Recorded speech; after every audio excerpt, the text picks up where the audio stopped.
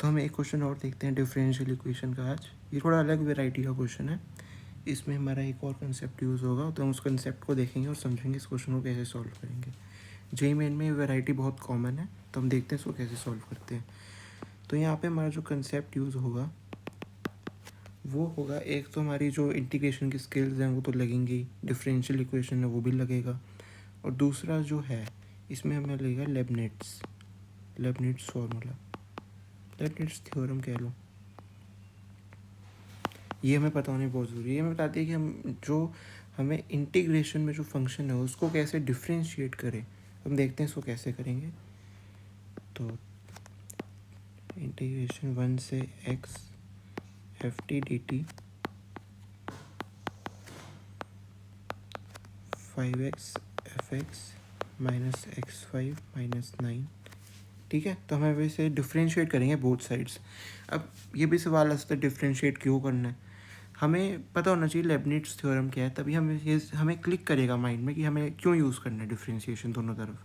तो हम देख लेते हैं क्या है लेबनिट्स। तो मान लो हमें कोई ये दे रखा है एफ टी डी टी, और एग्जाम्पल ले लेते हैं चलो, एक्स स्क्वायर से एक्स क्यूब बराबर एक्स, हमें ये दे रखा है। अब हमें दोनों तरफ मान लो हमें दे रखा है, इसको डिफ्रेंशिएट करो, तो कैसे करेंगे वो देखते हैं।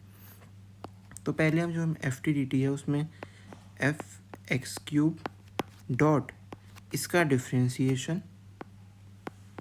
माइनस, अब इसको पुट करेंगे एफ एक्स स्क्वायर, और अब इसका डिफ्रेंशिएशन, इसका तो हमें पता ही है 1 होता है, तो ये आ जाएगा। ये होती है लेबनिट्स थ्योरम। अगर आपको और डिटेल में इसको लेबनिट्स थ्योरम को पढ़ना है तो आप प्लीज़ बताइए, हम ज़रूर पढ़ाएंगे। अभी हम आगे देखते हैं इस क्वेश्चन को कैसे सॉल्व करेंगे। ये एग्जांपल में दी है कि कैसे लगेगी, इसको भी वही सिंपली हम इसमें अप्लाई करते हैं। एफ एक्स का डिफ्रेंशिएशन, अब मैं यहाँ पे डालना चाहूँ डाल सकता हूँ, ये वाला जो पार्ट है 1 भी डाल देते, चलो देख लो आप F1। अब मैं इसलिए नहीं डाल रहा क्योंकि 1 का डिफिनेशन तो 0 हो गया, तो ये तो वैसे ही कैंसिल हो गया हमारा जो ये वाला पार्ट है। अब इधर इस तरफ डिफ्रेंशिएट करते हैं, इस तरफ बहुत आसान डिफ्रेंशिएशन है।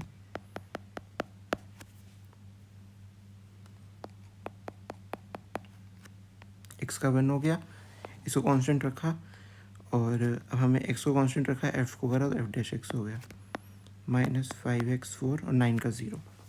आगे देखते हैं 10f(x) बराबर 5f(x) plus 5x f dash x minus 5x power 4। ये हो जाएगा 5f(x) बराबर 5x f dash x minus 5x4, 5 cut जाएगा।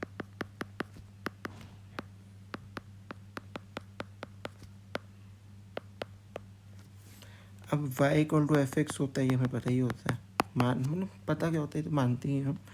तो y इक्वल टू एक्स, उसको हम dy बाई डी एक्स लिख लेंगे। ये हम इसलिए लिखते हैं ताकि हमें थोड़ा डिफरेंशियल इक्वेशन हम जैसे पढ़ते हैं तो हमें वो देखने की आदत हो जाएगी, हम हाँ ऐसे देख लेंगे, हो तो उसमें भी जाएगा, लेकिन हम इसमें देख रहे हैं कैसे होएगा। माइनस एक्स पावर 4, अब x को तो दोनों तरफ डिवाइड कर देते हैं, क्योंकि हमें x अब डिवाइड करने में हम पहले देख लेते हैं कहीं 0 तो ना हो जाए, फिर तुम्हारा गलत हो जाएगा। क्वेश्चन में दे रखा है कि x ग्रेटर देन 1 है, तो हमें कोई चिंता करने की ज़रूरत है, डिवाइड कर देते हैं x को सब तरफ। बस अब देखो ये लीनियर डिफरेंशियल इक्वेशन की अपने आप फील आ जाएगी अब आप लोगों को। तो dy by d x minus y by x minus plus x cube, इस तरफ उसको लेके ना। तो अब ये वही जो हमने कल देखा था, ये y में एक और फंक्शन है x का बन चुका है माइनस 1 बाई एक्स। हाँ माइनस ज़रूर लेंगे, y का फंक्शन देखना y के साथ क्या है, माइनस को आप इग्नोर नहीं कर सकते। तो E P D x integrating factor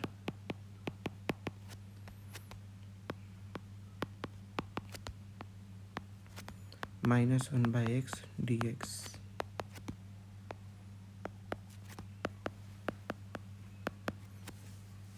minus वो हो गया, ठीक है, एल एन एक्स हो जाएगा 1 बाई एक्स का, माइनस हमने बाहर निकाल लिया, इसको हटा देते हैं। तो एक्स को अंदर भी ले जाते हैं तो ये 1 बाई एक्स बन जाएगा। तो हमारा फाइनली ये आ जाएगा 1 बाई एक्स, क्योंकि हमें पता होता है e l n e x जो है वो एक्स होता है, ठीक है, ये पता होना चाहिए।